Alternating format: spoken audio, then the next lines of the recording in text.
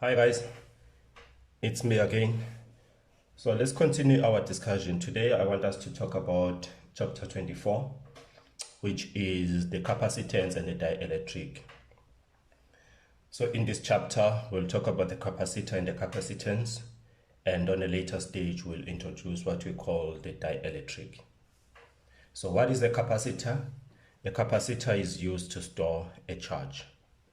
It's more like a battery, but it's not the same as the battery.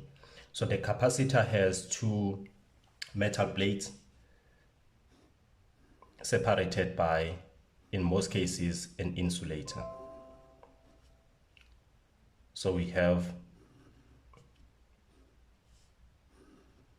these two metal plates. So you have a positive and a negatively charged plate. So they are separated by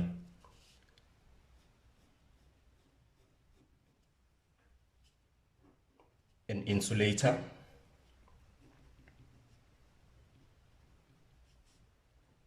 which is non-conductive. And this insulator can be either air, can be paper, or anything that is non-conductive. In general, we define a charge as equals to C times V, where Q is the charge of the capacitance and it's measured in coulombs.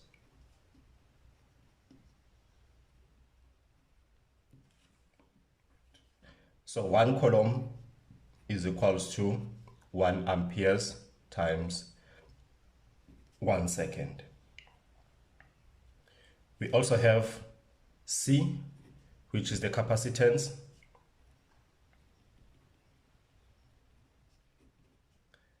and is measured in Faradays.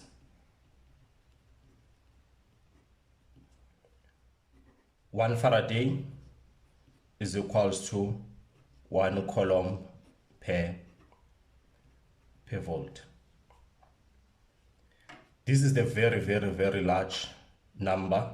1 Faraday is very large. So in your reference, we'll be using mostly capacitors that are in nanometers, micrometers. At some point, we can use even pico Faraday. So we have micro, we have nano, and we can also use pico. So how does this capacitor work? As we've said, you have two metal plates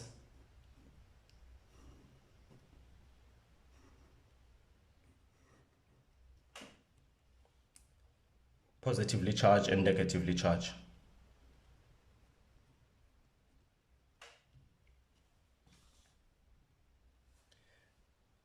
They are separated by a distance d. And of course, if you have a positively charged and a negatively charged in the same sphere, you will have an electric field starting from a positive it goes towards a negatively charged. So this is our E. And let's say now we introduce an external battery. You want to charge up this capacitor.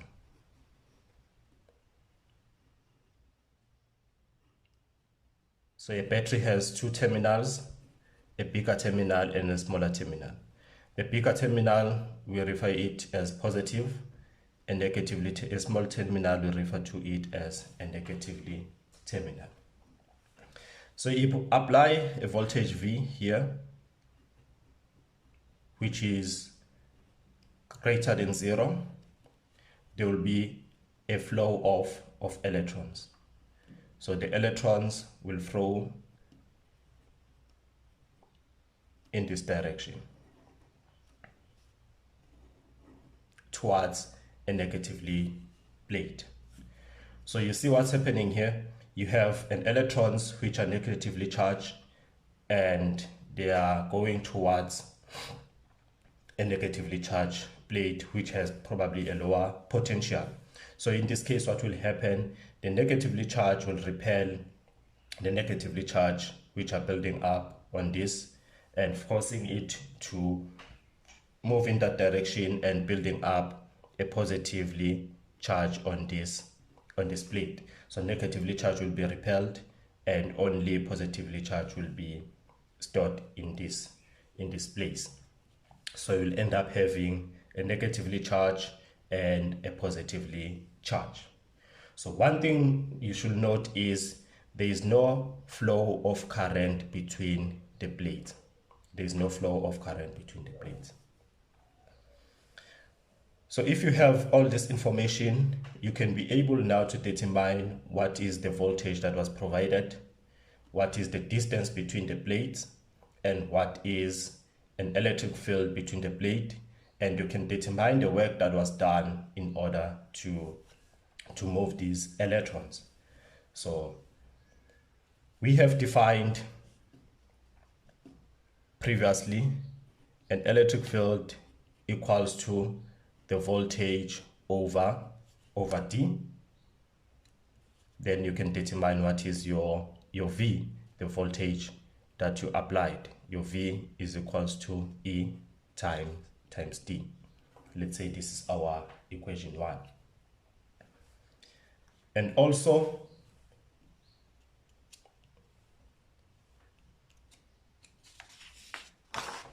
we can redraw this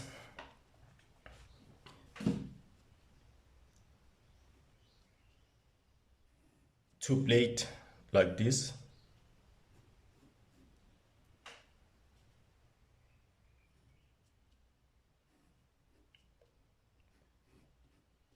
To show the top side of it in a sideways.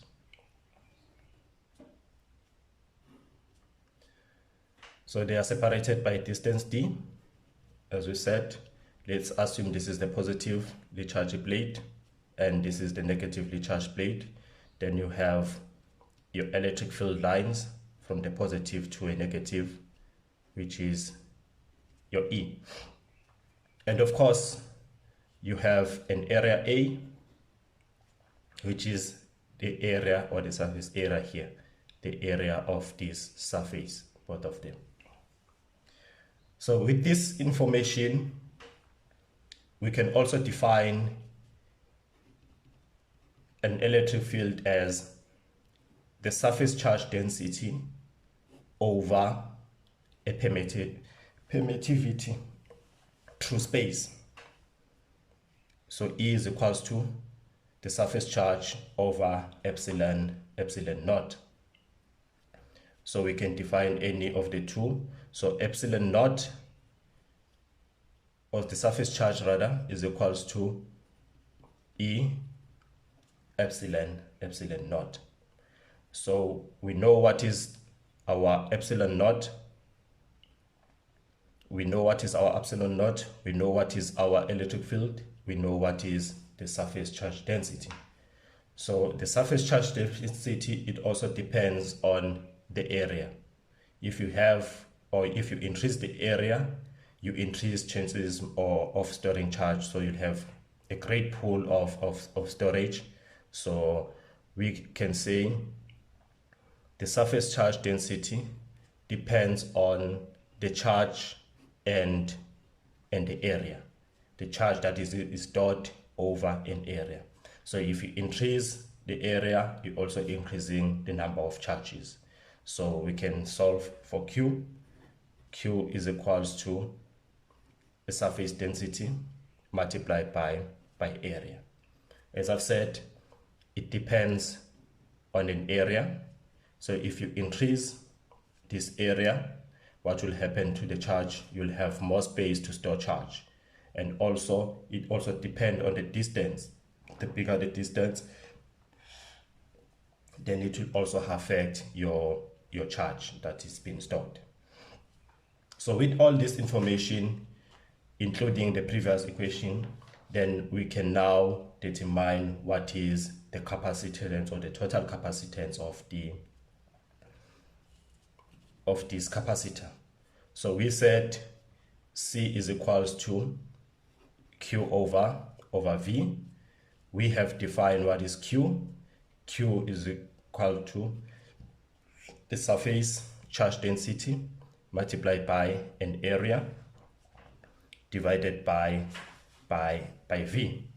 We also define what is V. We also define what is surface charge density. So the surface charge density is E epsilon 0, then we multiply by an area, then we divide by V, which is we have defined as ED. Therefore, E can cancel E, then we have epsilon 0 A divided by D. So we have to take note that this equation is only valid if we assume that these two parallel plates are in vacuum.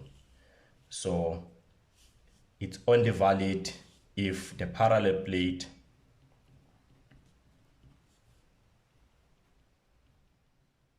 are in vacuum.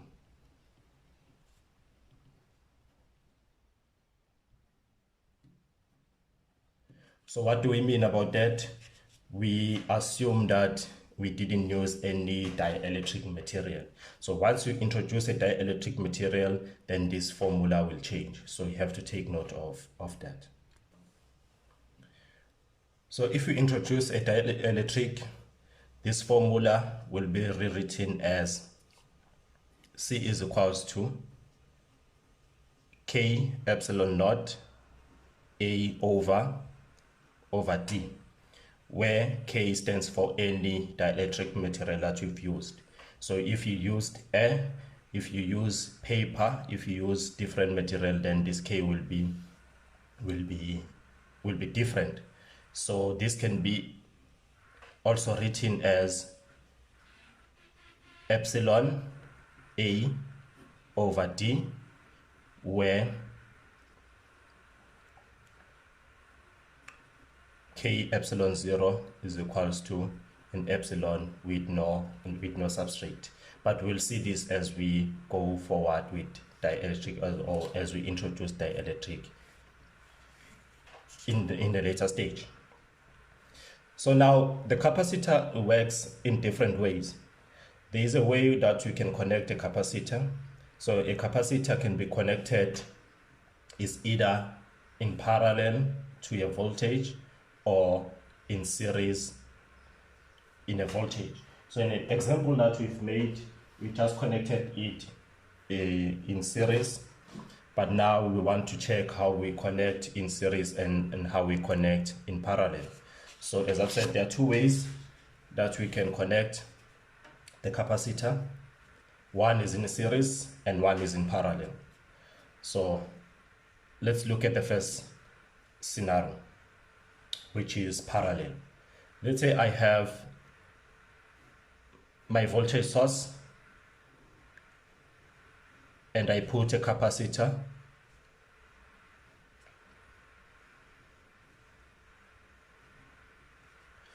and I also put another capacitor which is parallel to this capacitor.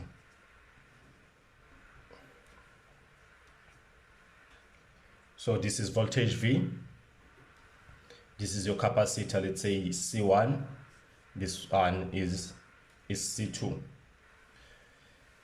If the capacitor are connected in parallel, one thing that you should note is the potential difference will be the same.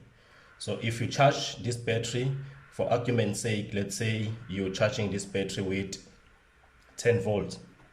So this 10 volt will be used to charge capacitor 1, and they also used to charge capacitor 2, let's say A and B. So the potential difference will be the same for both capacitors. So what do we mean about that? Let's say you measure the potential difference. AB will be equals to the potential difference at A, which is also equals to the potential difference at B. So whatever voltage that will be used will be the same voltage that we'll get at position A, will also be the same voltage that we'll get at position B. So you can also calculate or determine the capacitance, equivalent capacitor for the whole network system. So you have your C equivalent, which is also equals to C1 plus C2. And also you can determine or calculate the total charge Q, which will be Q equals to Q1 plus Q2, because they are in parallel. So if you know what is your C, then C is equals to your Q is equals to C times V. Therefore, it's C1 plus C2 multiplied by V, because V is common. It will be the same at position A and at position B. So for argument's sake, let's say we have 10 volt, and let's say at capacitor 1 we put let's say 100 microfarad. Then at point C we also put, let's say, 200 for simplicity. Then we can calculate what is our Q. So our Q is going to be 100 times 10 exponent minus 6 plus 200 times 10 exponent minus 6 multiplied by the total voltage, which is 10 volt. Then if you punch in the calculator, 100 times 10 exponent 6 plus 200 times 10 exponent 6 multiplied by 10, and my calculator gives me 3 times 10 exponent minus 3 coulomb, which is the total charge of this circuit. But if you have capacitance that are connected in series, this is our number 2. You have a battery and you have capacitor 1, capacitor 2. So instead of using 2 capacitors, let us use 3.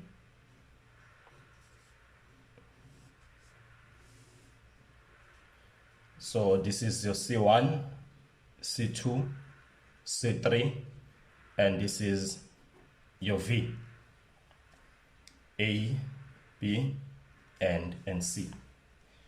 So what we said last time is, when they are connected in parallel, the potential difference in capacitor A, B, and C will be the same.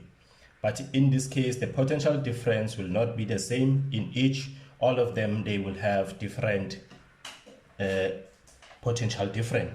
So in this case, our V, let's say A, B, C, will be equals to the potential difference at A plus a potential difference at B plus a potential difference at C.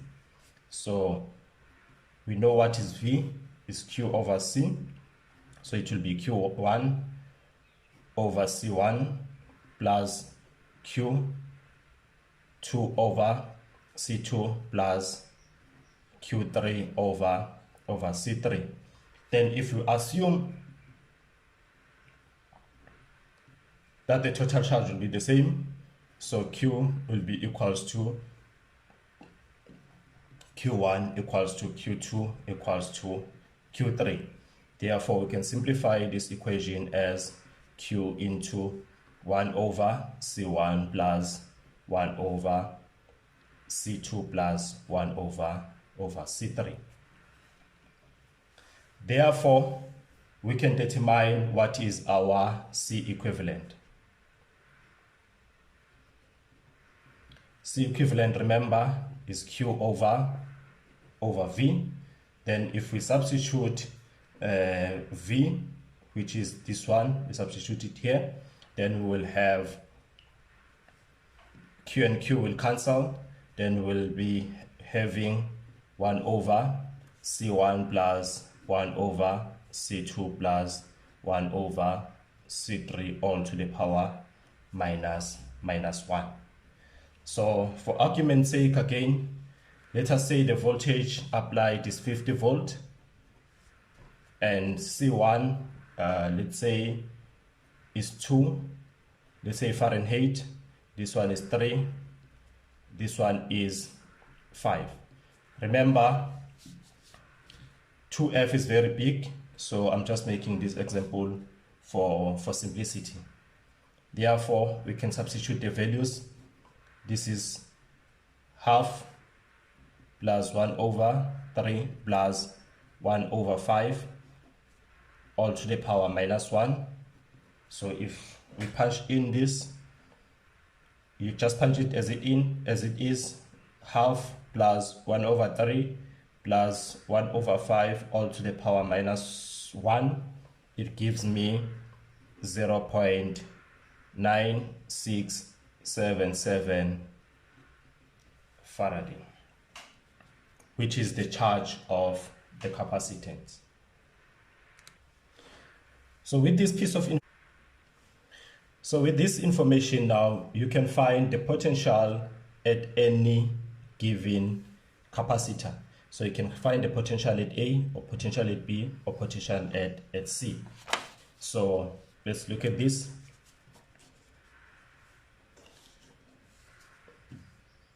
We know our Q is equals to C equivalent multiplied by V, and we've just calculated our C, and we got that is 0.97667. We multiply by the total voltage, which is 50, and my calculator gives me 48.39 coulombs. So if you have C equivalent, you have the total charge Q, then you can find the potential or the voltage in each capacitor.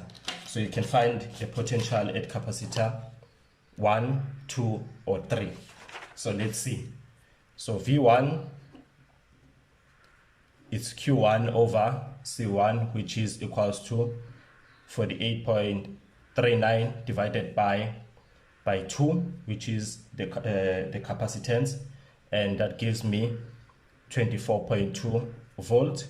So we can find V2 as well, which is Q2 over C2. Remember Q2 is said is equals to Q1, therefore it's 48.39 divided by 3, and that gives me 16.1 volt. We also have V3, which is also 48.39 divided by the capacitance, which is 5, and that gives me 9.7 volt. So you have 3 voltages, then you can find the total voltage. And if we apply our mind, the total voltage